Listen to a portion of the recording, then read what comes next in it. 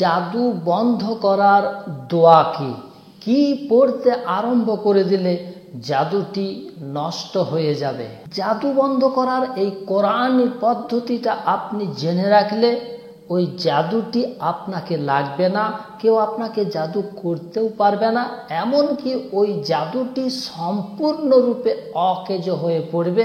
ওই জাদুটি একেবারেই কাজ করা বন্ধ করে দেবে। কিভাবে সেটি করতে হয় সেটাই শিখিয়ে দেব আজ আপনাদেরকে এই ভিডিওতে ইনশাআল্লাহ। ভিডিওটি খুবই ইনফরমেটিভ হতে চলেছে।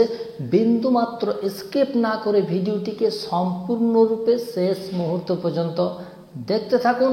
আর চ্যানেলে নতুন এসে থাকলে টুক করে সাবস্ক্রাইব করে দিয়ে পাশের বেল বাটনটিকে দাবিয়ে রেখে দিন এই ধরনের আরও নতুন নতুন ভিডিওর নোটিফিকেশন পাওয়ার জন্য। কেননা আপনারা জানেন আমি এই ধরনেরই নতুন নতুন একটা করে ভিডিও নিয়ে আপনাদের সাথে এসে উপস্থিত হয়ে থাকি। তো চলুন বন্ধুরা, আজকের মূল বিষয়টার দিকে এগিয়ে যাওয়া যাক। আমি হারুন রশিদ, আপনারা দেখছেন হানাফি কেল্লা মিডিয়া। এতক্ষণে আপনারা ডিসপ্লের মধ্যে একটা দোয়া দেখতে পেয়ে গেছেন, একটা আয়াত দেখতে পেয়ে গেছেন। এই দোয়াটি, এই আয়াতটি সূরা বানী ইসরাইলের 110 নম্বর আয়াত। এই দোয়াটি দিয়েই, এই আয়াতটি দিয়েই আপনি জাদুকে সম্পূর্ণরূপে অকেজ করে দিতে পারবেন। কিভাবে করবেন তার আগে ছোট্ট একটা পদ্ধতি, সহজ একটা পদ্ধতি আগেই আপনাদেরকে আমি শিখিয়ে দিই, কারণ এটি সবাই করতে পারবেন। আর এই দোয়াটি প্রায় সবারই রয়েছে জানা।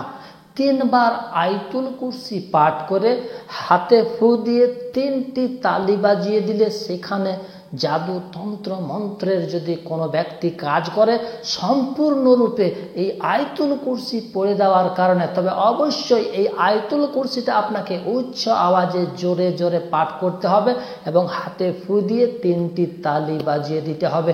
তালি বাজিয়ে দেওয়ার সাথে সাথেই কিন্তু তার জাদুটি আর কোনো কাজ করবে না।